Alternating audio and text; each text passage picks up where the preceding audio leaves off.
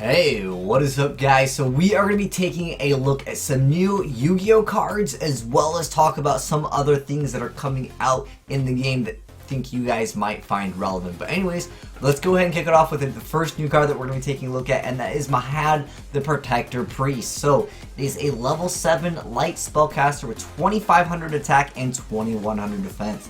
Its effect is, when you draw this card you can reveal it. Special summon this card. If this card battles a dark monster, its attack becomes double its current attack during the damage step only. If this card is destroyed by battle or card effect, you can special summon one Dark Magician from your hand, deck, or graveyard. Already a pretty decent effect. Now unfortunately you have to draw it, and it doesn't have to be during your normal draw, which is kind of important. I know in the TCG we got Upstart hit, but the thing is you could still technically go Plug Spreader, put this to the top of your deck, activate Upstart Goblin, draw the card, special summon it, and again if it battles a dark monster it becomes double its current attack. That's not original attack. So if you boost this thing up and then it becomes double its current attack, you can one-shot your opponent. I don't know if you guys want to try a DNA surgery build of this. I'll probably mess around with that. I want to try to make this card have stupid amounts of attack and then just double it anyways because it battles a dark monster, which is pretty cheeky indeed. And if the card dies, you at least get another card out of it, so you get a Dark Magician. Now, unfortunately, this card doesn't protect itself, so I feel like, that kind of sucks, but I know that there's another Dark Magician support card where you get to it's like a duality kind of, but you can still special, and then you get reset the order. But what other cards besides Plague Spreader and then Upstart right into it, or I guess Reckless Greed, can you guys think of to abuse this card? Because it becomes double its current attack, so again, you can boost its attack up, and then it will still be double if it battles a dark monster. And with DNA, Transplanter Surgery, whatever one it is, you can make everything dark anyways, so at that point you can, again, one-shot your opponent. Pretty good stuff indeed. Next up we got a gold gadget, and I was like, okay, is it going to be good? Because, the Gadgets is a really old archetype. They had to have gotten something super good to make them viable. But anyways, it's a new card. It is a light machine level 4 with 1700 attack and 800 defense. So the effect is, when it is normal or special, you can special summon one level 4 machine type monster from your hand. If this card is destroyed by battle or by card effect, you can special summon one level 4 gadget monster from your deck, except for gold gadget. You can only use one gold gadget effect per turn, and only once that turn. Alright, so when I first read the effect, I'm like, wait, can you get out gold gadget? No, you can't. And then you can only activate this effect once turn. I was like, oh, okay. There's too many cards right now in Yu-Gi-Oh! Once they die, they bring out another card. It's just really annoying to run into. Now, I mean, pretty much, in my opinion, when you go for normal or special this bad boy over here, and you go to bring out another monster, who cares if it's going to be destroyed by battle or by card effect? You're more than likely just going to make an Exceed, or make a Synchro, or I don't know, whatever is new coming out in the game, Fusion.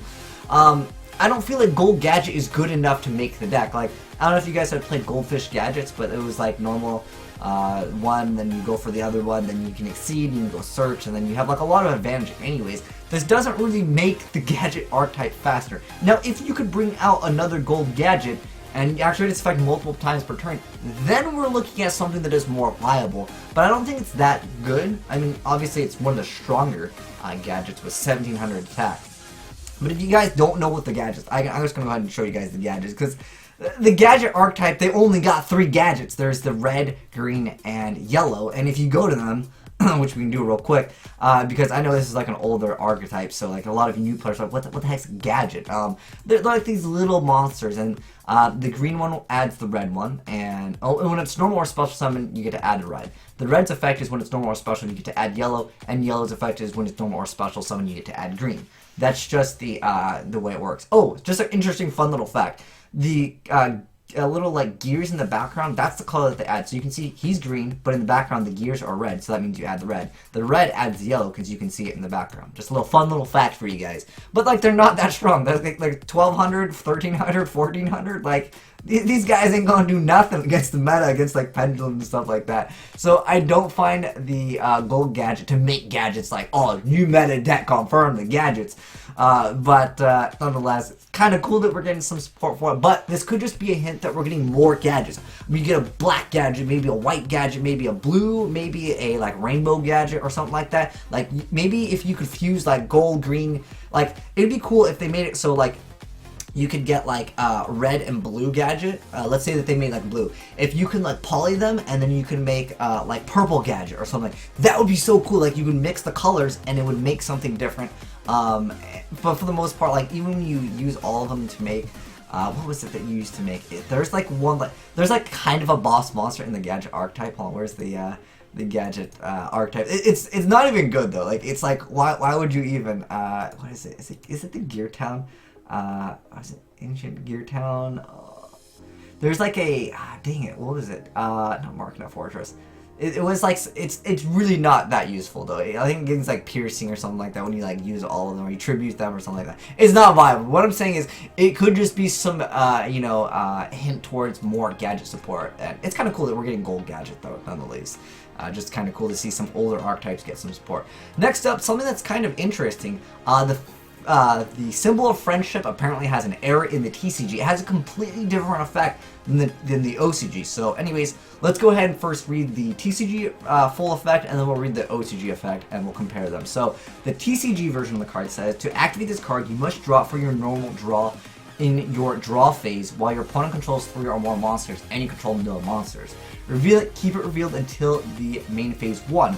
During your main phase 1, that same turn, you can activate this card from your hand, reveal 1 card from your deck, and add it to your hand. So that's anything. It'd be kind of trolls to just add another copy of this card, right? Unfortunately, drawing it doesn't really help out. So again, it goes back to that same card, the Mahad, the Protector. If you stack it with Plague Spreader, and the next turn you draw into it, there's that rank up card. I want to make a deck where you just like top deck card and you reveal to your opponent and they get salty. Now, unfortunately, this card, like, it doesn't like, if it like let you add the card then draw one, it would be +1. But I feel like, unfortunately, when your opponent has 3 or more monsters, especially in this day and age, and you get most of those monsters like you can't play, like you can't special, you can't. I'm gonna negate some. The Rafflesia, stop your summons.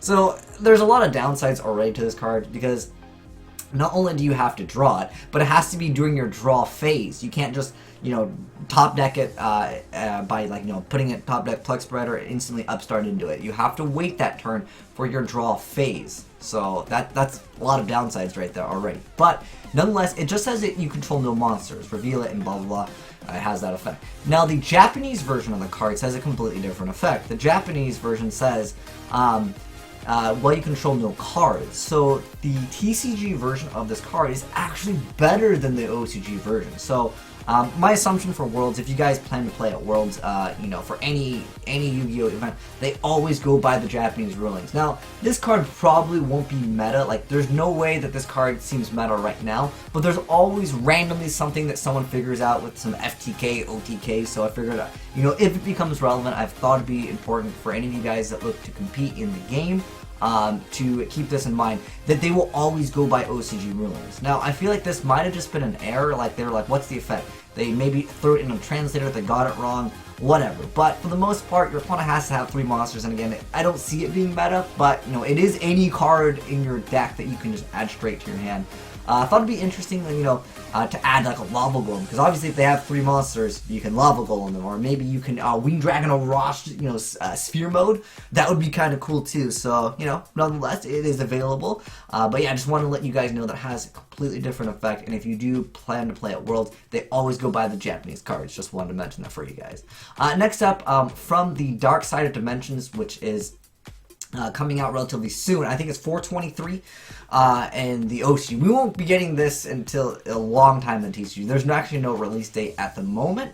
If there is one, I will update you guys on that as far as I know. But anyways, there's a new Blue Eyes monster. We don't know what it is, but they show it at the very end here. I'm going to mute this so you guys don't like ripping ears because I don't know how loud it is. But nonetheless, there's a new Blue Eyes monster. They show it for like 2 seconds at the very, very end right there. I don't know what that card effect is. If you guys know, let me know, because I don't really watch the TV shows at all. I watch the Bridge series, but anyways, I don't know what that card's effect is. If you guys know what its anime effect is, I would love to know in the comment section below, or maybe what the name is, just for funsies, because it looks pretty freaking huge. It reminds me of like a Wing Zero from Gundam Wing, but I want to know like what is its anime effect, because like we got Zushin in the game, like they have a lot of crazy anime cards coming out in the game, and sometimes they actually have like the full same effect.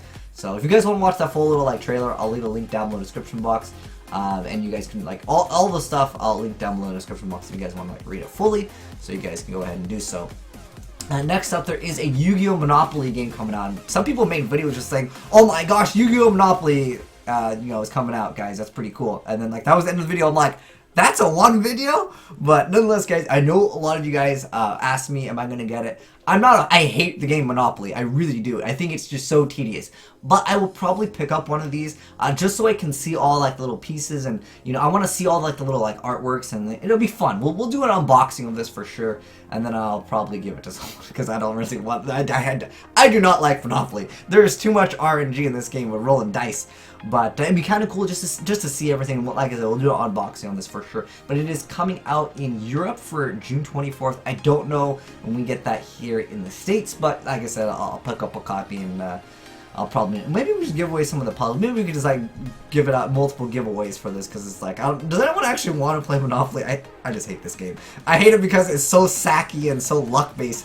But you know what? That's just like Yu-Gi-Oh! Anyways, lastly we have Duel Monster Psycho Card Battle. So it's a new game coming out on the Nintendo 3DS. We have no idea when it is coming out, other than it's around summer. The price is unknown, but nonetheless, pretty cool stuff. So there's a white hair girl as an altered version of Tour Guide. I'm like, I like that Tour Guide. So anyways, yeah, it's just an announcement that they are coming out with a new Yu-Gi-Oh! Game. Unfortunately, it is not a PC game that it's gonna have like, the ability for us to like, play online with each other. And maybe like updated ban list, but they always release these 3DS, PSP games. I really wish they just had one game and they just update it and we don't have to buy any more games. But you know what? I understand, it's a business. But anyways, guys, thanks for watching, and let me know, guys, what card are you most excited about in this set that we talked about? Maybe is it the gold gadget? Is it the Mahad? I want to abuse Mahad. I feel like we can figure out a way to do something cheeky with his card. But anyways, thanks for watching, guys, and like I said, I'll leave all the links down below in the description box if you guys want to check it out. Thanks for watching, guys, and I'm signing out.